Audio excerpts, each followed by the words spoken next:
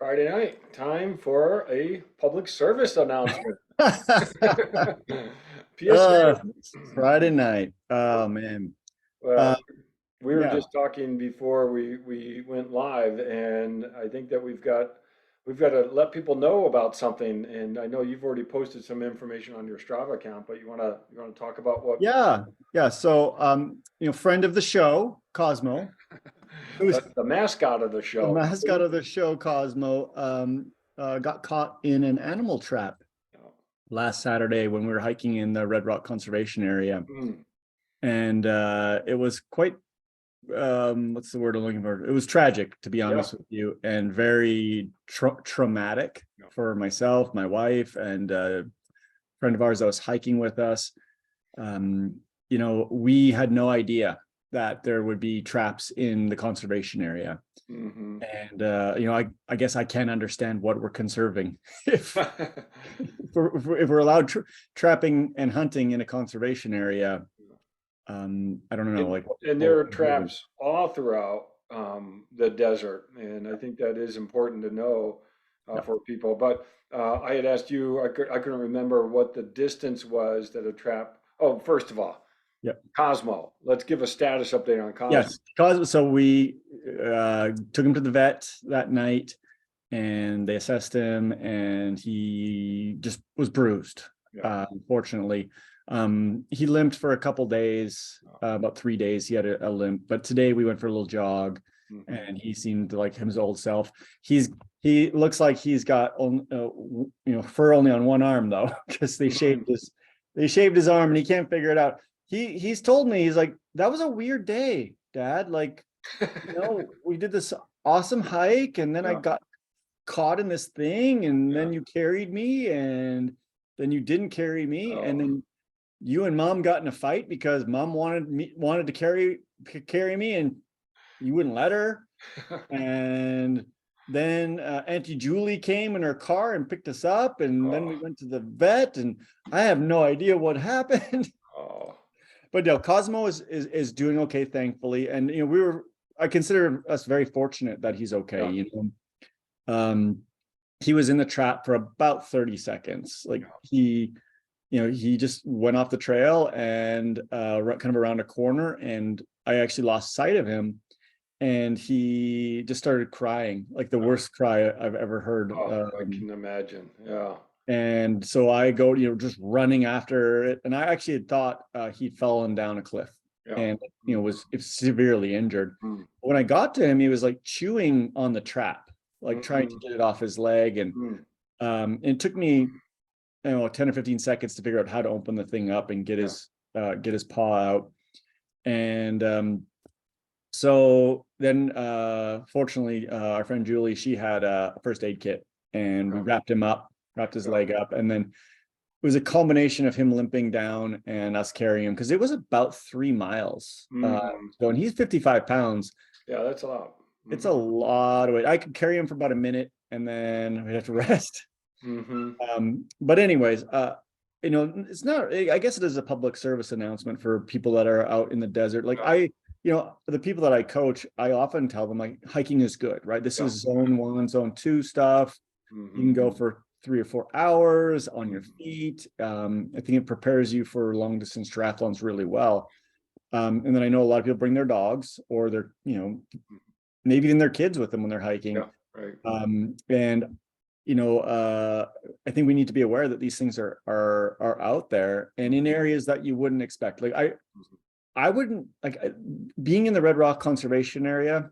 That's the surprise to me. Yeah. Right. Right. Like, if I was out in just pure, like, just BLM random land somewhere, I think that I, maybe would have my radar up more. And I know that you said that, out in like Sloan Canyon Yeah. and Yeah. McCullough Hills, and so, Mhm. the trapping is legal Yeah. in Nevada. In my opinion, inhumane and not a good idea to go after apex predators, but Mhm. that's my political Mhm. side of things. Mhm. But I just think that people need to be aware. When I posted on my Strava, several people commented, "Oh my gosh, like, I run in that area with my dog all the time." Yeah. Right. And these traps are really interesting because they have lures. Mhm. They have like shiny lures, attached to them. And, I showed it to a few of my friends and they're like, oh my gosh, my kid would totally want to know what that lure is. Yeah. Because they kind of look a little bit like Christmas Hmm. decorations. Yeah, yeah.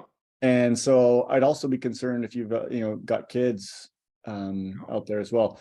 So we contacted the ranger Right. and got some of the rules where we were.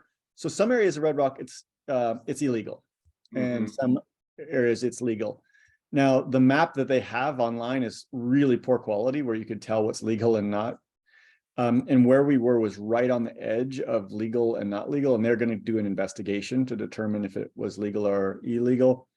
Another rule is that the trap has to be 1,000 feet from a Hmm. trail.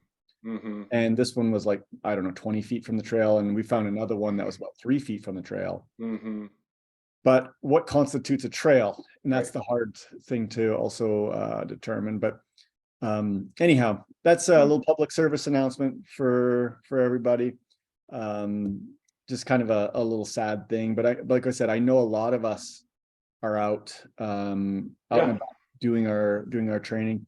The one other thing I'll tell you is there are 10 states in the United States that trapping is illegal. Hmm. And for all of our friends in Florida, that blew my mind that Florida it's illegal, because it seems like Florida is completely crazy and you can do anything, but you can't trap in Florida. Okay. And you can't Yep. trap in Arizona either, by the way. So if you want to go hiking, just go across the Yeah, river, there you go. and trapping's illegal in Arizona. Well, and the desert is, wild, and it Yep. is amazing that within 5-10 minutes of the outskirts of the city, I mean, you're really in a wild area. Yep. And the trapping is that this is a really good PSA for people, public service announcement. And I think most people are thinking rattlesnakes and what have you. That's also something to watch for at Yep. different times of the year. So you do need to be careful out there. Yep. Yep. And now we know. That's And right. we know what to look for as well, as far as like the lures. Hmm. And I have a little bit better idea of where it's legal and illegal in Red Rock. Right. But once again, down in like where your part of town is, there's no area that it's not legal. Mm, okay. Because it's all BLM land Hmm. all around, like all around Henderson and Mm. East Las Vegas. Actually, I don't know if Lake Mead it's legal or not. Yeah. I don't know. Oh, Now I'm curious. I'm going to see if I can find a map where it's legal now. we were told by the ranger that there's certain places legal and illegal, and for sure in national parks it's not legal, Okay. like a Okay. Great Basin Yeah. or Death Lake Valley. Mead. Yeah.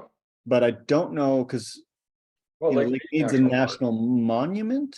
Is that right? Mm, yeah. I don't know. So there's all these different things, if it's a national park or national monument, national Mm, conservation area, right. national wildlife refuge. Mm, who, mm, who knows what is legal where. mm. So, and I guess there Well, was also times of the year when it's legal and not legal. mm-hmm, mm-hmm. But like, once again, I don't see these things like just advertised when you go into Red Rock or No, any, you would think they'd put up signs or something at least. and Let maybe there is a you sign, right? But know. I haven't seen one. So, Well, I'm glad Cosmo's okay. yeah, thank And you. that's the important part. But this is a good PSA for people who are out hiking Yeah, in our wilderness, and it's a tough area. Even hiking in Mount Charleston, yep, you've got to be paying attention. Otherwise you can roll down a cliff easily. So yeah, no, for it is sure. it is a you And do then need to know what's about. and I'm thankful that our friend had a first aid kit with her. Yeah, I yeah, don't always hike with one, but now I'm going to. And yeah. I think Right, that's right. important that you have just a small first aid kit Yeah. with you when you're out in that area, because a lot of those areas your cell phone doesn't work. Oh, I was just going to ask you that. Yeah. So you We don't. had cell phone coverage. We were actually able to call the vet on our Okay. way. All right. Yeah, I was going to ask if you did. Do you ever take your little GPS spot with you? I should, but I did. Yeah, I I didn't. know. Hey, how cool is it too? Like the new iPhones have that SOS ability. They have the what flexibility? The iPhone 14, which I don't have, actually has the ability to use that same system that Oh, the Garmin GPS does. oh, really? Yeah, Oh, no, I didn't know that. Well, that's yeah, worth looking at because yeah. Yeah, I've used obviously the Garmin Spot, but I always have to relearn how to use it every Yeah, time. that's the problem. I gotta add turn my subscription Yeah, on yeah, yeah, yeah. and then do a tutorial on how to, Right, how to right. use it again. Uh, All well, right. let's go to maybe a little different topic. A better topic. Well, Yeah, just as scary of a topic, actually, I think open water right. swimming. That's true. Maybe scarier. Yeah, and it's So such an important topic because you're right. It's scary, and it is for reason because the deaths in triathlon, 80% of them are during the swim, and yep, so it does make a lot of sense to be prepared to get ready for an open water swim. And this is for anyone with any level. If you're not used to working or swimming in open water, you need to be prepared. You need to try it and yep. make sure you're okay. And if you have anxiety in the water, and we'll talk more about this, Hmm. you just you have to you shouldn't be racing. If Hmm. you're anxious, I hate to say that, you shouldn't be. Yeah. You have to overcome that anxiety somehow first, Yeah. and don't think that the anxiety is going to go away on Yeah. race day. Don't ignore it. I think that's a good point. And because we've seen pro athletes Yep. have anxiety attacks in the beginning of a swim. And so it can affect a lot of people a lot of different ways. And so but it is if you are in that camp, that's really good to work at it Yep. and figure out how to overcome it.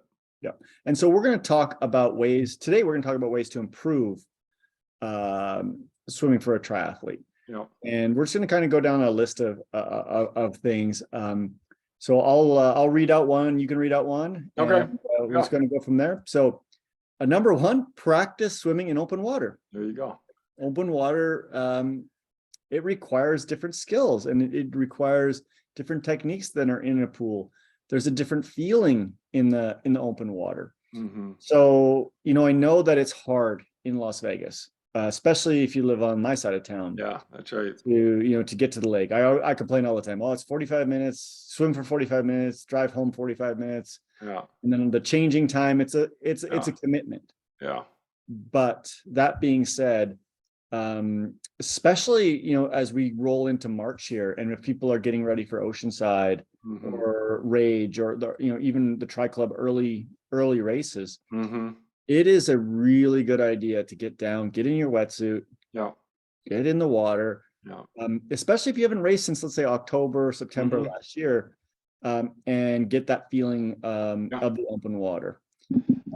I can't, I can't overemphasize how important it is to actually get in the open water. Hmm. And I know, John, I know you get down to the lake quite a bit. Yeah, yeah, yeah. It's on my side of town. It's not a bad drive, and yeah, and when you do go to practice, take a tow buoy. Yep. That's okay, and a lot of our athletes use them. You go down and you see people going out, and they're very good at taking that tow buoy. And for people who don't know, tow buoy is a strap that goes around your waist, and it's connected to basically an inflatable pillow, if you will. And you can actually put things inside most of them because it is waterproof. That's the coolest part, is you could put your Yeah, car keys yeah, in, and you don't have to worry about like hiding your keys on the beach or yeah. something. Yeah. Just make sure you know how to roll it up and close it so it Yeah. stays waterproof. But it's just it's bright. Usually they're orange or yellow, which is great. Even though our area that we swim in is closed off to boats, it's still good because the jet skis can come along and close to that. So it's just really good for visibility. And if you need to just take a little breather, you can just turn around, grab onto that buoy, and you can float pretty easily at that point. So it is, you want to be safe. Sometimes it's good to go down with a kayaker or a paddleboarder that can go along with you, or at least a buddy. You don't swim alone. That's the lifeguard in me. No, and it's a good point. Is like, especially the don't swim alone thing. Even when I go down to San Diego, I try and always find a group Yeah. to swim with. Hmm. And when I go to Lake Mead, same thing. Actually, if I go down to Lake Mead and I swim alone, I will never swim. Well, never. I try not to swim somewhere I can't stand up. No, right, right, right. Right. And that's the other thing that we've talked about before is, if you go to a lake, you don't have to go out to the buoys. No, right. Right. You can swim just as well in 3 feet of water Hmm. as 30 feet deep water. Yep. right? And there's no shame in saying, hey, I just swam along the shore. Yeah. I've done that several times when we've been traveling, and I just get into a lake and I'm like, okay, maybe Marie doesn't want to swim or whatever. I'll just go into the lake and it's like, okay, I'm just going to go along the coast. Yep. And just I'm going to sight to that side that I can see, and hopefully if it's clear enough I can see the ground, and then I'm not worried. Yeah. It's a little bit different if I'm in a wetsuit. If I'm in a full wetsuit, I Uh-oh. but I've swam a lot, and in a wetsuit, if I flip on my back, I know I'm safe. Yeah. Yeah, we lost you there for a second. Oh, sorry. I don't know if it was me or not, but swimming in a wetsuit, you said you feel more comfortable and safe because of the buoyancy. Yeah, because I know that I can flip on my back. Yeah. Right. If I get tired, if I need a break, if I swallow some water or something, I can always flip on my back. And at least in my wetsuit, I don't know about you in your wetsuit, I mean, I'm completely buoyant. Yeah. Well, and that's actually something good to check, is to get in the water, whether it's even in a pool or at the lake when you're using your wetsuit, put it on and see how buoyant you are.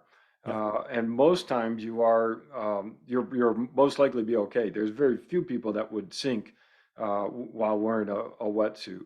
But the trick is don't get a lot of water inside the wetsuit. That's not going to help anything. But it is good to see how buoyant you are. And the key with that is just being relaxed in the water and let the wetsuit lift you up so that you can really catch your breath or rest and relax or adjust your goggles or what have you. And I think that goes to the anxiety thing. So if you have swim anxiety, especially in the open water, get in the wetsuit, maybe in a pool. Yeah. Right. Yeah. And learn how to float. Yeah. And learn how easy it is to float. And I think that can help take away some of that anxiety. It's like, okay, I have this little safety net. If you have the buoy, great as well. And then you have the safety net of the wetsuit, and you can count on it. It's not like you're going to lose the buoyancy as it gets deeper, for example. Yeah, and I'm looking quickly. Wetsuit 5 is or number 5 tip here refers to wetsuit, but this is actually really a good point that you're mentioning. Take your wetsuit to the pool. And get used to swimming in it. Make sure that it still fits if it's the beginning of the season. But then also do exactly as you said. Just practice floating, being on your back, being on your side, doing breaststroke, whatever it is, and just get used to that buoyancy that you have. Yeah, I agree. Okay. All right, you go with number 2. Number 2, improve your sighting skills. Sight every few strokes to keep on course. Use landmarks or buoys to guide you. This is one of the best ways to get faster, is to learn how to swim straight. And not only learn how to swim straight, but using sighting to make sure that you are swimming straight. A lot of times, like when I'm swimming, I'm sighting every stroke, every third stroke. I'm sighting quite frequently.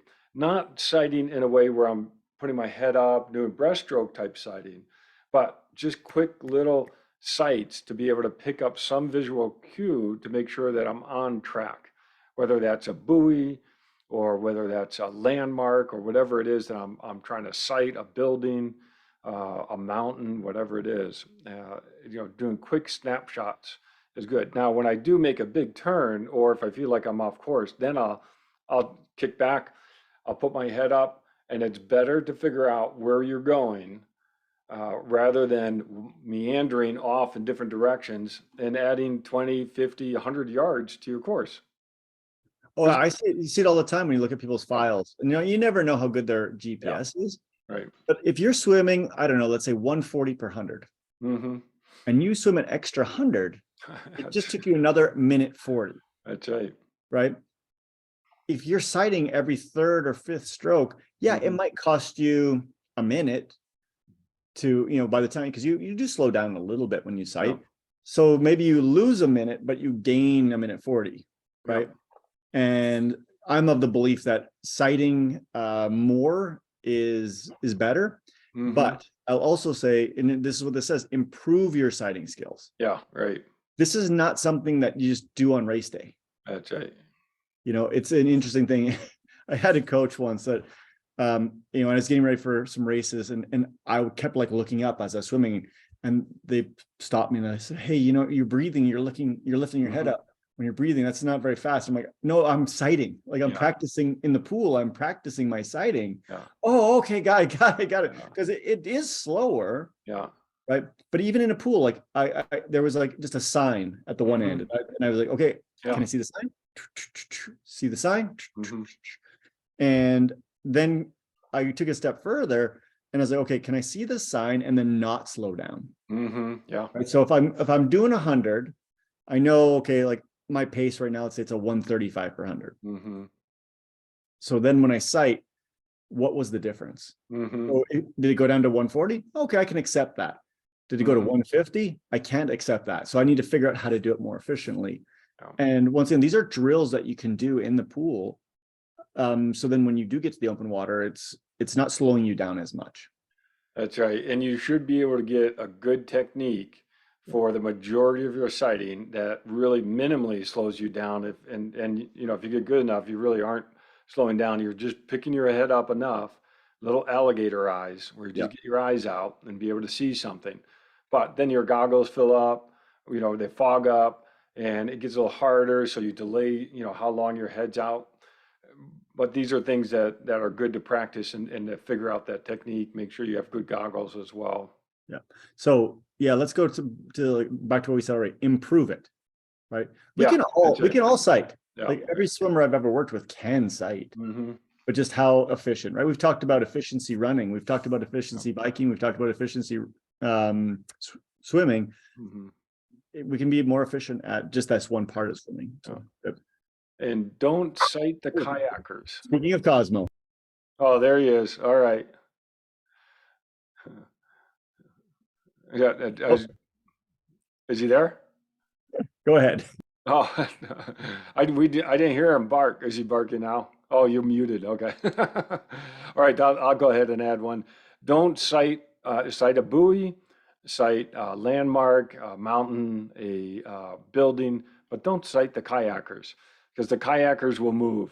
And what is really often confusing is if the kayakers are wearing the same color shirt as your buoys. That's hard. And so you know sometimes you just got to look ahead and say, okay, that kayak, okay, that's a yellow kayak. Oh, and the buoys are yellow. You just got to be really careful not to accidentally sight off the kayak because the kayaker's not in this one position. They're moving. Or a boat. What, Right. oh, No, but I know, like, so for example, I was watching the Kona coverage and like, okay, everyone sights off the boat that's at the one yeah, corner. yeah. Oh, right. And I'm like, okay, in that case, when Yep. you know for sure the boat is going to Yep. stay there, Mhm.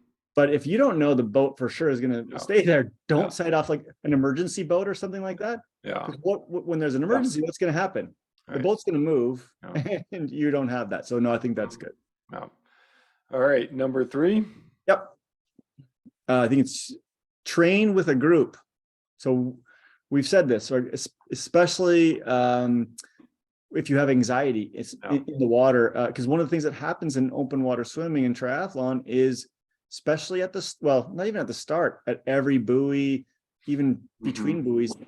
Oh, sorry. There can be I got him right now. There can be a crowd. And you know, how many times have you heard of people, oh, I got punched in the face while I was swimming. I got kicked in the groin while I was swimming. These things happen and you have to get used to it. And you could do it in the pool, but it's harder. You know, I've never worked with a coach of this, but I've read stories of people with a coach who will say, put 10 people in a lane. Say, okay, race to the other end. Yeah, right. To help get used to this, because this is an anxiety issue as well. Yeah, and it you know, even with a rolling start, which is pretty common for a lot of different Ironman and long distance races, you can still have that chaos and big groups and packs that form that can get tough. And so if you practice swimming with a group, you can learn defensive swimming or know where maybe some of the hot spots are to try to avoid. Because if you can avoid being kicked in the head, that's a good thing.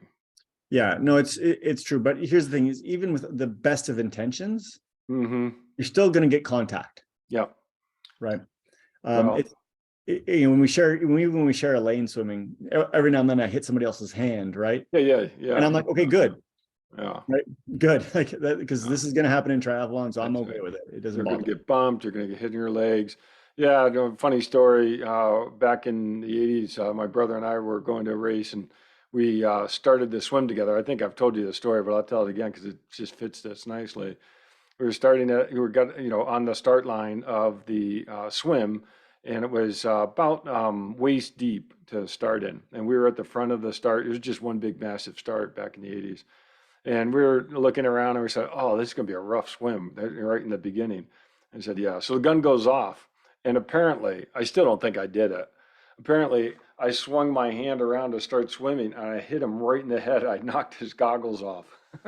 I don't think you told me that story before. Oh yeah, yeah. I don't think I did it because I never felt anything. But he says I hit him in the head, I knocked his goggles off. And so it can happen accidentally. And Yeah. a lot of times this happens, it's incidental contact. People don't, they may not even know they hit you. I didn't know I hit my brother. But he's my younger brother, so it's okay. It is an interesting thing, right? In open water swimming, people get so upset.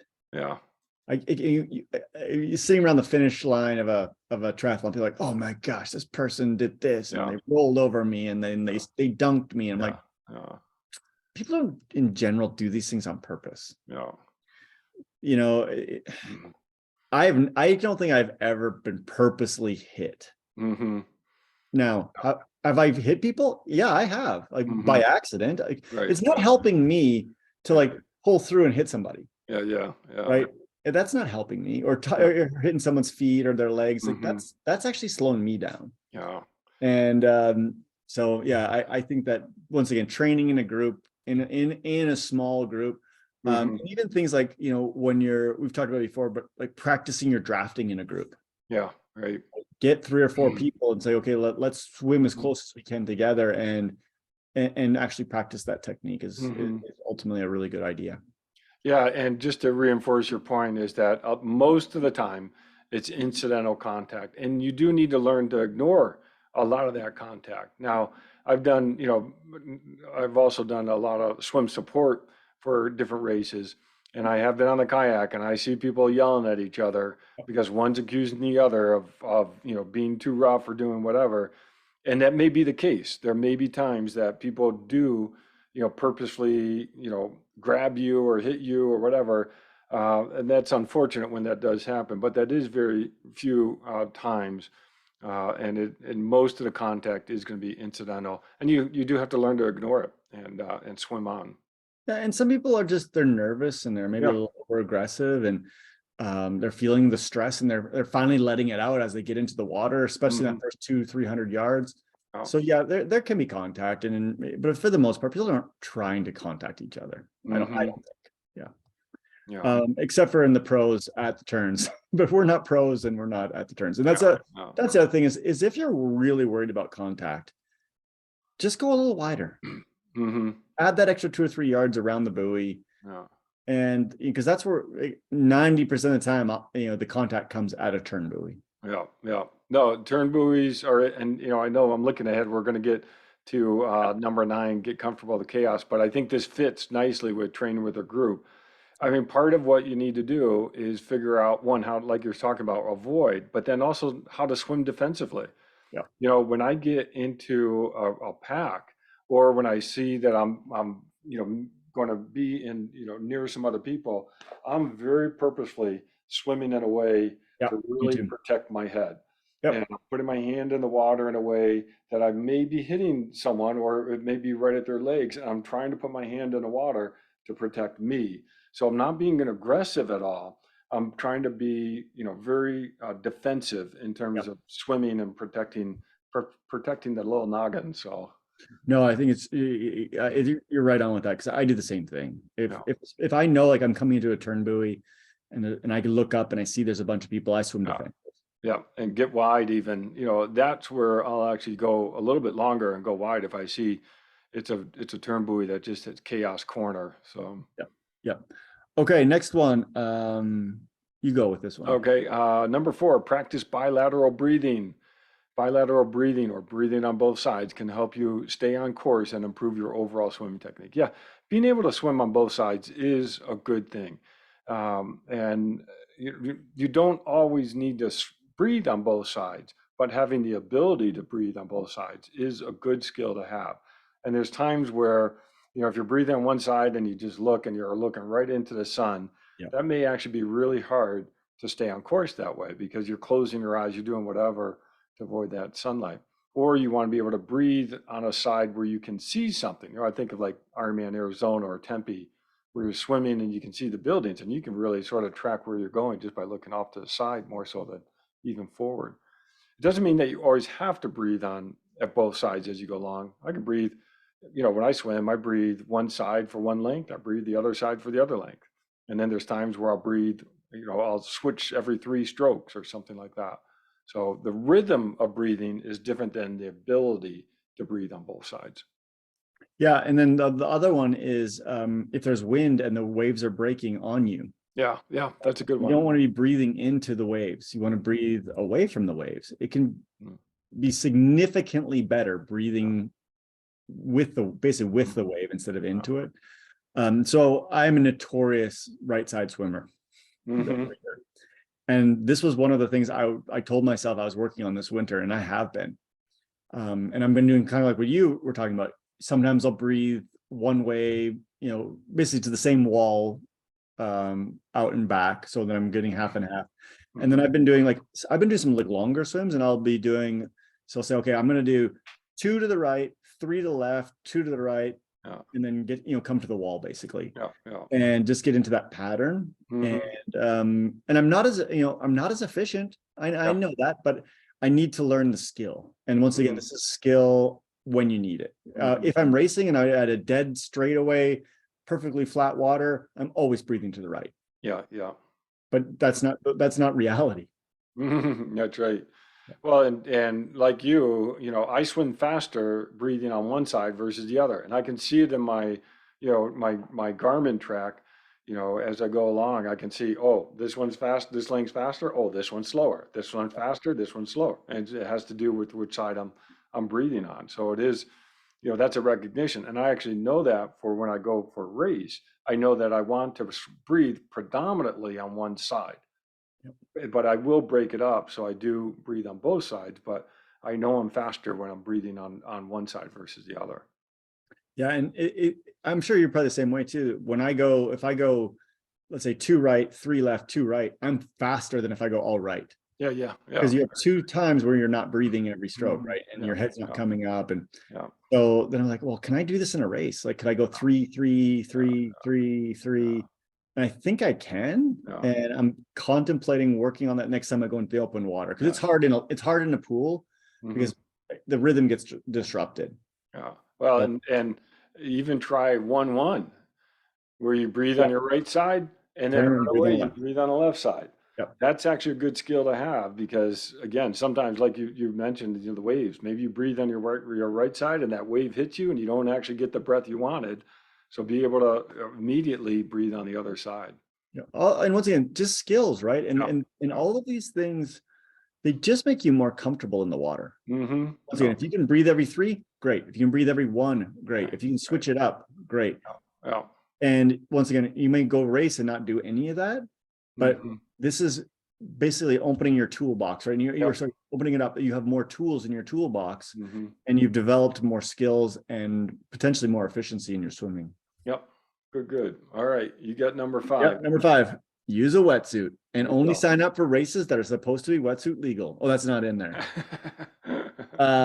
So when in doubt, especially if you have anxiety around swimming, wear a wetsuit. Even if it's a little bit warm. If you're an anxious swimmer.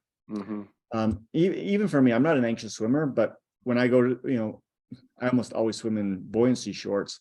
So in the summer at the lake, I'll put my buoyancy shorts on, even if it's 80 degrees in the water, because I'm more comfortable that way. But remember, you can get cold, like even at 70 degrees, or well, 70 is cold, 75 degrees in a lake, and you're out there for a long period of time, you can get cold.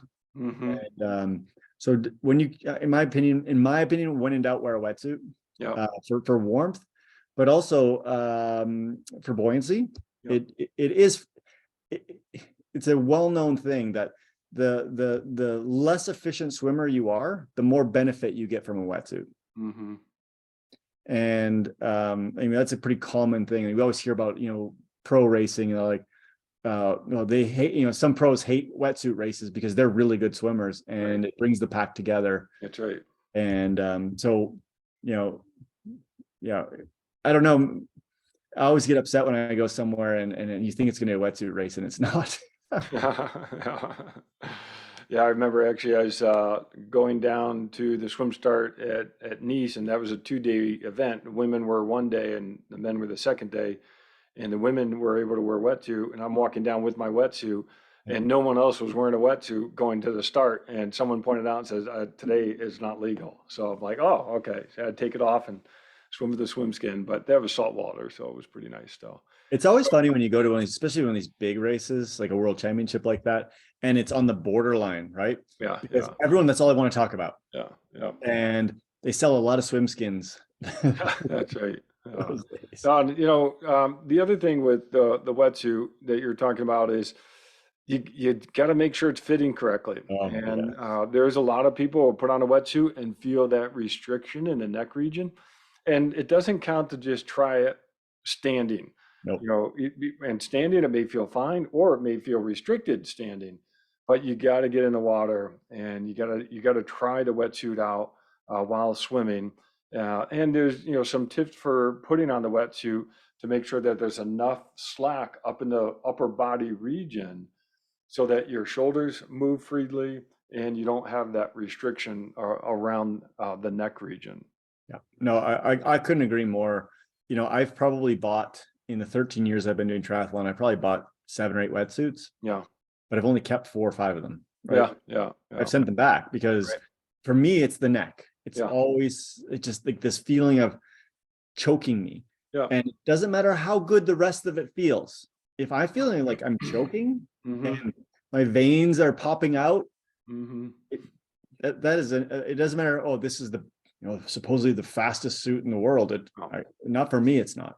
yeah, no, and And it's a what fits for you yep. may not fit for me. If you were brand X and I try brand X, it may not work for me. And we just need to know and a lot of wetsuit companies are very good about taking the wetsuit back if it doesn't fit you. Because it is dangerous actually if it doesn't fit you. So it makes a lot of sense to get it, try it on dry, but then you also need to get in the water, in the pool and in the lake to try it out. And you got to know how to take it off too. Yep. Another public service announcement. I actually ordered a wetsuit this week. Oh, nice. So, we're not getting any affiliate money here, but Zone 3 is clearing out a bunch of their wetsuits, and that's the one that I use. Okay. So I got their highest end wetsuit, which I've swam in for the last 5 years, Mm-hmm. for $179. Nice. And that's, if you are a USAT member, there's a 20% discount on top of their 75% clearance sale. Oh, that's great. So if you're a USAT member and you're looking for a wetsuit, they got some left. That's Super saving cheap. days for your membership. Actually, fun fact about the USAT membership. And once again, we're not getting an affiliate money here, but have you signed up for the feed discount? I don't know. I'm not sure. So I got an email, and I'm sure everyone did. I think it was in December, that as part of USAT, if you signed up, you got $20 gift certificate every quarter. Okay.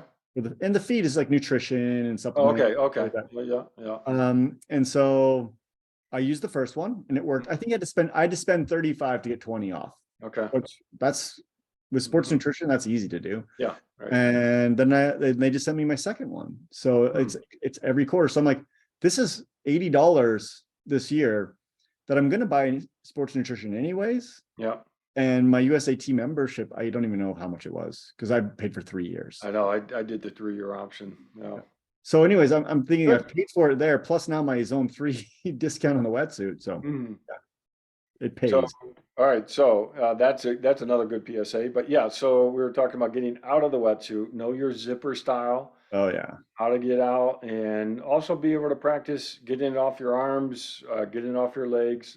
Rick posted a video on some Yeah. people practicing getting out of the wetsuit at the pool, Yeah. and they jump out and race to see who gets the wetsuit off first, and that's actually a good drill. Yeah. And boy, some people were pretty fast, faster than me. So interesting. One of the reasons I bought a new wetsuit is I couldn't get like the speed cuff part, like the slidey part, Yep. um, wasn't working anymore. So like this Oh, year, I noticed I couldn't get it off my arms. yeah, yeah. And so even I was like lubing up and stuff like that, I was still having a hard time getting it off. I'm like, well, that and it was really getting thin in the shoulders, Mm-hmm. and I was getting a few tears and so I was like, so anyways, I got a new one, but Right. um I found out through practice, like I couldn't get this off fast. And Hmm. that matters, Yeah. especially well, Yeah. it just matters. That's time Yeah. against you. So you're absolutely right. So just one more wetsuit pointer here. I have a practice wetsuit and I've got my race wetsuit. And 90% of the time when I go to lake, I'll wear my practice wetsuit because it does have the tears and it gets a little grungy as you go along. But when I get close to race, I always do put on my race wetsuit just to make sure it still fits and I didn't gain too much weight between races. Yeah, that's the only problem with the wetsuit, and you haven't used it all year and Yeah, all yeah, winter, and then you put it on that first. yeah, Oh, and yeah, I will tell you, it's also, I mean, this is not a wetsuit show, but I guess it's turning into one. The wetsuits do dehydrate when you don't use yeah. them for a significant Hmm. amount of time. So the first swim of the spring, Hmm. your wetsuit is not going to feel good, and it might Hmm. feel extra tight, Hmm. but it's the second swim you want to know. Yeah, So that's good. always give it one swim.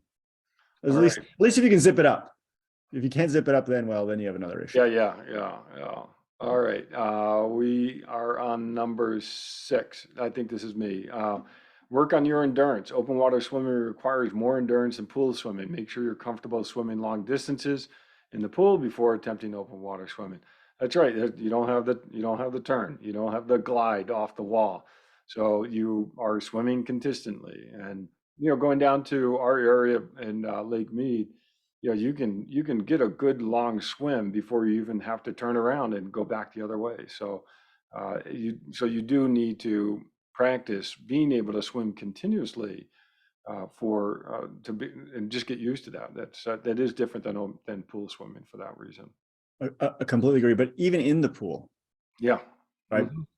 We often get into these situations where we get, especially people that swim masters swimming, where you're trying to do something different than the group. Like the Yeah. group is, true. I hate to say it, a lot of times in master swimming, just being entertained Hmm. by lots of short sets, lots of sprinting, Hmm. and they're not necessarily endurance based. Hmm. Now, will that stuff help your endurance? Absolutely, it can help, but not the same as doing like a half-hour swim, Hmm. right? Or 6 500s with Right. a minute break in between each one. Hmm. And those can be boring for people and not entertaining, especially in a pool. Like Hmm. I easily can go out swim a half hour, even an hour in the lake. I'm completely fine and happy Yeah. just going along. But an hour in the pool is like kind of like an hour in the treadmill versus an Yeah. hour running outside. But Hmm. you have to kind of be, get in your head that why you're doing what you're doing. Hmm. And like with my master's group, uh, I just, on Saturdays I do a long swim. All my Saturday swims are long. They might not be, it might be 200s, right? Like Hmm. it might be 15 200s or something. Like it's relatively boring. Like Hmm. it's not like a sexy swim set. Hmm. Lately I've been doing, as I'm getting ready for, I think we're 6 weeks out right now for motion side. Right. I'm trying to do a half-hour swim directly in. I think we talked about this maybe last week or 2 weeks ago, to kind of mimic, right? Like Yeah. being fresh or cold, and get in the water and warm up as we go through that first 200 300 400, and then get into like almost a race pace, like an Hmm. endurance race pace for the next 20 or 30 minutes. And once again, it's not the most exciting thing, and I know we've talked about this before because you're the proponent of jumping in, doing 1500 and getting I out. love it. I love the long swims, and I get into a sort of a zen moment with swimming. I enjoy it, and I time efficient as well, because it's quicker for me to just swim 1500 versus doing some type of set. But I enjoy going in and like you said, just swimming 1 by 1500. This afternoon I swam 1 by 2000, and I enjoy that continuous swim as I go along. So I do get into sort of a nice groove, and it's fun. So, Yeah. Yeah. Well, it's fun for you, but that a fun lot of for people, me. that sounds torture. Yeah. No, I'm serious because I've worked with enough people that, Yeah. in people I've even coached, where if I put that on their workout, they're like, oh my gosh, really? Like Yeah. a 2000 straight? Like they just Well, okay, so but can't wrap their head that around it. I do believe that that is something that we can work on, Yeah. and number 10 here is prepare mentally. So we're jumping ahead here. But I do think that part of being successful in open water swimming is having that understanding and that mental approach of being able to swim continuously for 30 minutes, 40 minutes, or an hour and a half, or whatever it is. And so I think that is really a skill that you can work up in the pool. And I'm a proponent for being positive, not rainbows and butterfly positive, but just being comfortable doing those types of And sets. being resilient, right? Like part of Yeah. signing up for to be a triathlete Hmm. is saying I'm a resilient person. Yeah, swim is one part of that. So, And then I think we talked about this a couple of weeks ago too, like on the indoor trainer in the winter, right? hmm, Was it two weeks ago? I did 100 miles on yeah, one ride, yeah, and I was like, and I did it for the mental yeah, resiliency. yeah. There you It go. wasn't. I mean, if I did 80 miles or 100 miles, it probably physiologically made no difference. Hmm. But I'm like, okay, I need to test myself Yeah, mentally right now. Can I yeah, go the 100 miles yeah. and it was hard, like mentally Hmm. hard. But after I finished, I'm like, okay, yes, I am successful. I'm resilient. And Hmm. it's the same with doing the long swim in the Yeah. pool or the long open water swim. It's Hmm. how resilient are you Yep. mentally? And once again, we're jumping ahead to 10. We won't get to 10 anyways because we're gonna run out of time. Hmm. But I think that's a big part of it. Yeah, or yeah, people go do that challenge of 100 hundreds, and that's that same mindset is, oh, I'm going to do this for a long period of time. Yeah, we're 47 minutes here, so we're on number We're 7. number 7. We're coming along. All Is right, all right. 7 me or you? No, you. Okay. Develop your stroke technique. A strong and efficient swim stroke can make a big difference in the open water. Focus on your body position, arm pull, and kick to improve your technique. So I'm Mhm. going to kind of just take a little tangent on this one. Yeah, you need to develop your technique. And when you're in the open water, you need to think about it. Yeah. Just because you're in the open water doesn't mean you forget everything. And Hmm. it's the same thing. It's like, oh, okay, well, I'm going out to the lake. I'm gonna have some fun. It's different. It doesn't mean, or you're in a wetsuit. It doesn't mean Hmm. because we all have faults with our swimming, and hopefully we're working on those things. Yeah. And in my opinion, this is the time to think about it. And I wear the crazy form goggles when I swim, Yeah. and it gives me the metric all of the time. So every time I turn, it tells me, this 25, how fast I did. If Hmm. I'm not thinking, it could be 2 seconds per 25 difference Mm. compared to if I Hmm. am thinking. Yeah. And I don't have to be thinking about much. I can thinking about one thing and just Right. focusing on one thing. I always swim faster. And if you think if it's 2 seconds per 25, that's 8 seconds per 100. Hmm. And if you get in the open water and you're mindless, Hmm. and you're not thinking about your stroke and thinking about technique, I think you're setting yourself up for failure. No, I love it. And you're spot on with that. And in the pool, you need to translate that mindset out to the open water, but then you need to extend it as well. Yep. And there's some things in the open water that you need to be prepared to adjust your stroke. When we go running, and we started off talking about trail running, you run differently on trails versus you do on the road, or versus on the track. That's just natural, and we all accept that. Well, it's the same thing. You go in open water. Well, now you have waves. You actually have wind that could be a factor. You have the sun that is, maybe hitting your eyes in one way or another. You need to be able to make micro adjustments in the direction that you're swimming, and also be able to make big adjustments, buoy turns or what have you, or maybe you do get off course and you need to swim back. So there's a lot of technique to open water beyond just the stroke mechanics. it's, being able to adjust the stroke mechanics based upon the environmental factors or the swim situation that you're in. It's interesting you mentioned like the swimming, like in changing direction a little bit, right? Because this is something we don't do in the pool, or if it do, it's Well, you super don't do it subtle. consciously. That's right. You don't. Yeah. You don't do it consciously. Yeah, Yeah. that's it. Like you see the black line, and Yeah. you're like, okay, I'm a little off, or you Yeah. look and you're a little close to the lane line. Yeah. But in the open water, when you look up and the buoy's over there, Yeah. you change, like you put a little bit more pressure on one side, a little Mhm. less pressure on the other side.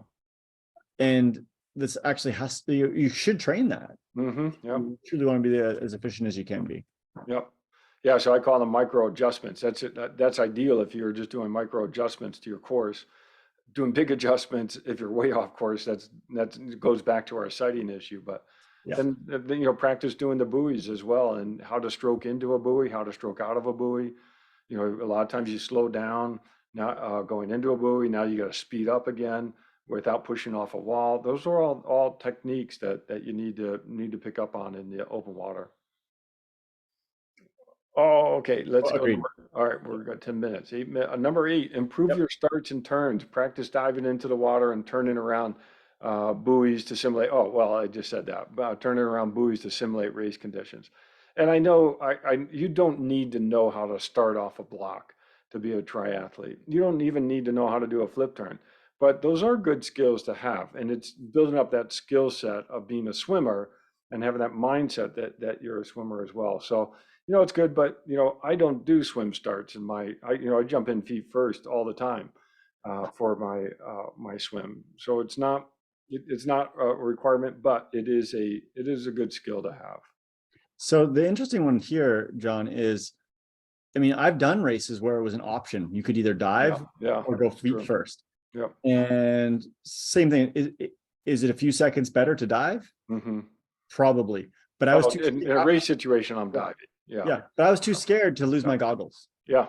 Right. Right. It's like, because Mhm. it's what's the cost benefit analysis Yeah. that we're Right. always doing our entire life. Yeah. Yeah. And my cost benefit is like, you know what, the benefit might be 3 or 4 seconds, but the Yeah. cost, my goggles come off or they fill with water is. Yep.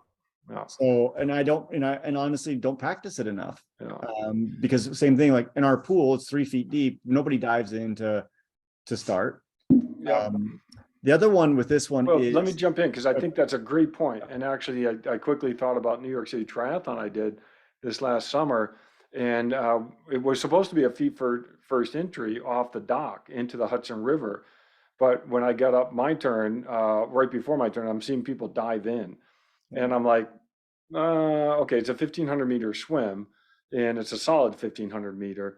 And I'm like, you know what? I don't know how deep this is. The water is super cloudy. I don't know it's the Hudson River. All right. Yeah. So it's Yeah, I not know. necessarily, pristine. It's not Cozumel. It's not, it's things you can see. And I decided actually to jump in because I said, what? I'm not going to lose that much time by jumping in and then swimming because that's partly how I practice anyhow. And so, that was the case. Maybe I would have been 3 seconds faster on the swim, but that didn't have a bearing on the Risk reward. Totally. And so I jumped in instead of dove in because I just didn't want to take the risk of hitting anything underwater. So the other one with this is actually, if you can, and we don't have a good place at Lake Mead to practice, but if you can practice starting like a beach start. Oh, yeah, yeah. Right? Where you actually, even in a lake, I've done races where literally you start on the beach and you run in. Oceanside.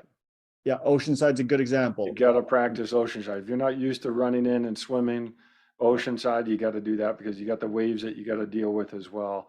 And you got a day before, the race starts to, get down there and practice it. But yeah, definitely Oceanside. And then many races have where you have to do laps. You have to get out of the water. Mm-hmm. And then you have to run around, then jump back in or go back in. And I've done several races like that. Yep. And same thing, if you are not comfortable, entering the water fast and actually, kind of half diving in, it's once again, these are all things that you can practice. And you should know that when you sign up for a race, how that's going to be. And, many races aren't like that, but some are. Well, most of the rolling starts are exactly that. You're standing there on the side, your time starts when you cross that mat before you're even in the Yep. water. Well, So even St. George is like that because yeah, you're on the ramp that's right. and you're running down into the water, Yep. and it's like Yep. 2 or 3 steps and then a dive. Yep.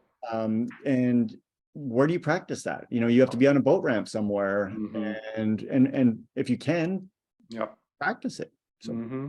good. All right, next one. Get comfortable with the chaos. Well, we've spent a lot of time talking about Yeah. this. Yeah. So once again, just accept the fact that there's Yep. going to be chaos. That's right. And if you don't want it, go wide as possible. That's right. That's right. Swim a little longer to avoid it. Yeah. So And learn you how to can swim avoid it. defensively and pick those spots out to avoid. Yeah, exactly. All right, so that one's good. Go with the last one, John. Last one, number 10, prepare mentally. Open water swimming can be intimidating. We've talked about that. Visualize the swim and mentally prepare for the race so you can approach it with confidence. That is that is so critical. And so not taking away from your race when you're standing there on the start line and you're worried about something happening in the swim. You're worried about your goggles getting kicked off. You're worried about, which way to sight or what to sight. You gotta get all that preparation so that when you're standing on the start line, you're thinking, all right, I'm gonna have a good day today. So let's briefly talk about Oceanside last year. Okay.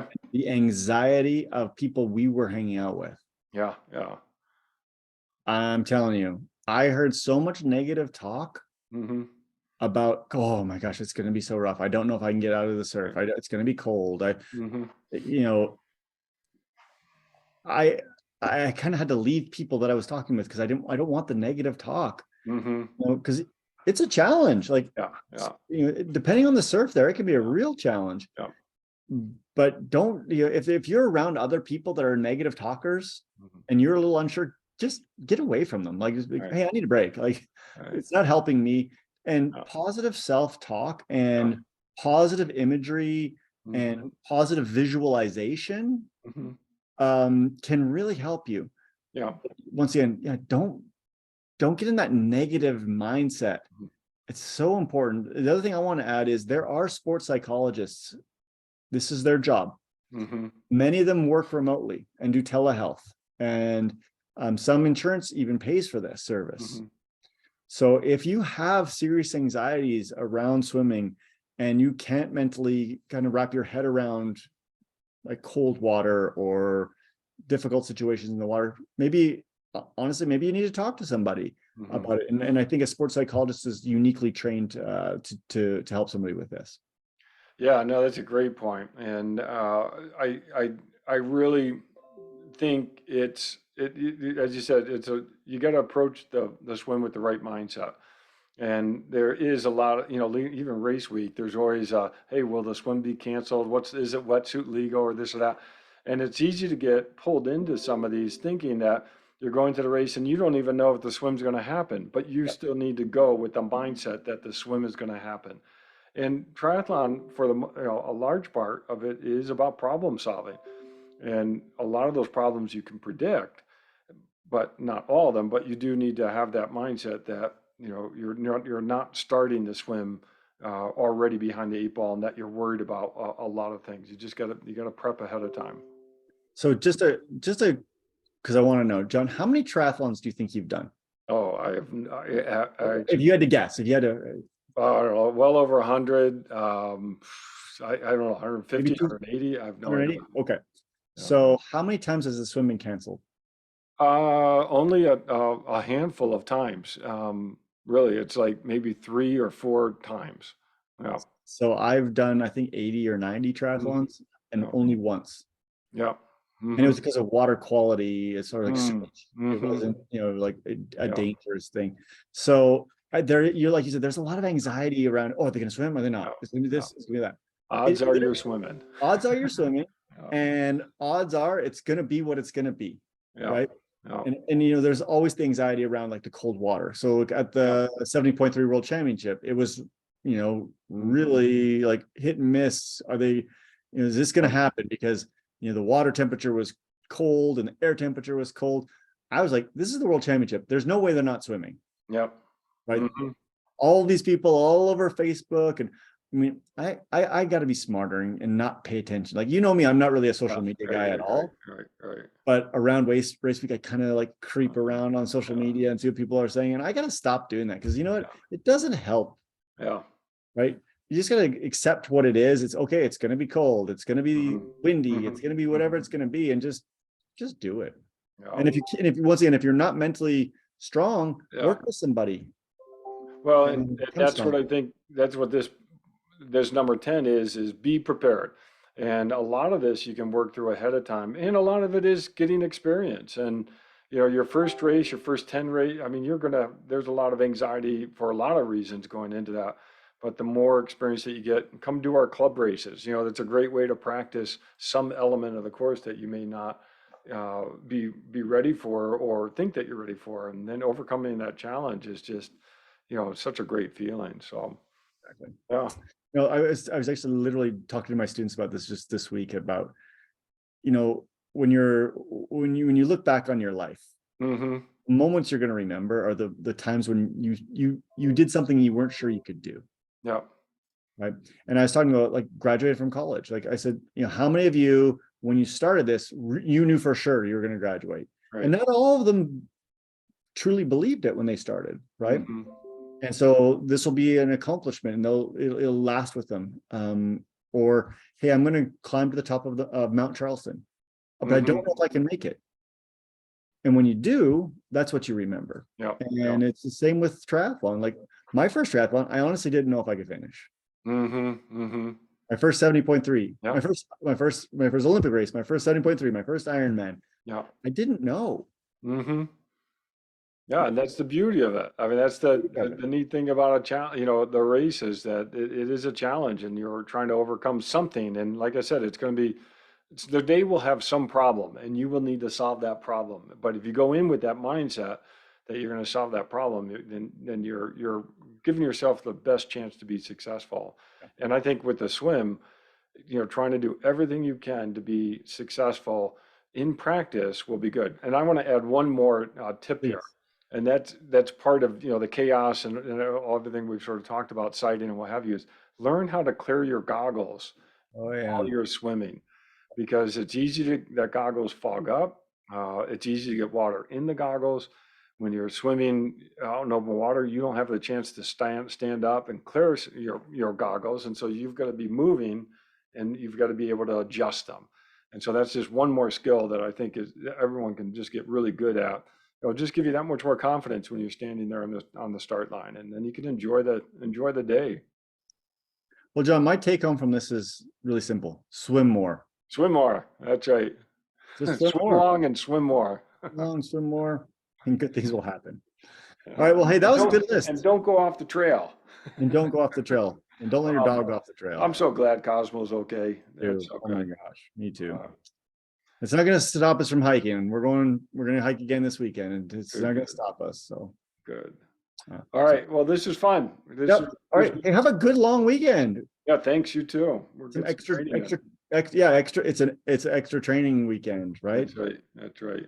I'm going to try for 2 long bike rides instead of just one. How about you? Yes, I'm going to try to get some good mileage in on Saturday, Sunday, and Monday. You So braved the elements last weekend. I saw your Strava picture. yeah, yeah, it was okay last week, but I'm hopefully hoping it's supposed to be nicer on Sunday and Monday. is Uh, it? man, we did have a cold week. Oh, it's This was the week I was I going to am start commuting on my bike. I'm like, okay, I'm going to start. yeah, And man, like there wasn't a day where you know what, I'm good. I'm too soft now with weather. It's terrible. I am so glad was it Tuesday the day we had all the hail, and Oh, yeah, it yeah, was right, so nice in the right. morning. And I Hmm. really thought about it. I'm like, yeah, I think maybe I'll commute today. Yeah, And then I looked at the weather and they said like 50-mile-an-hour wind and rain. And yeah, yeah, I'm glad yeah. I looked at the weather. It's a Zwift day. I would have been, can you imagine I'm stuck at work. I'm like, Marie, Yeah. can you come pick me up? Yeah, I rode my bike in and I'm not riding home. That's right. All right. Well, hey, have a great weekend. Yeah, thanks you too. Okay, take care. Okay, talk soon.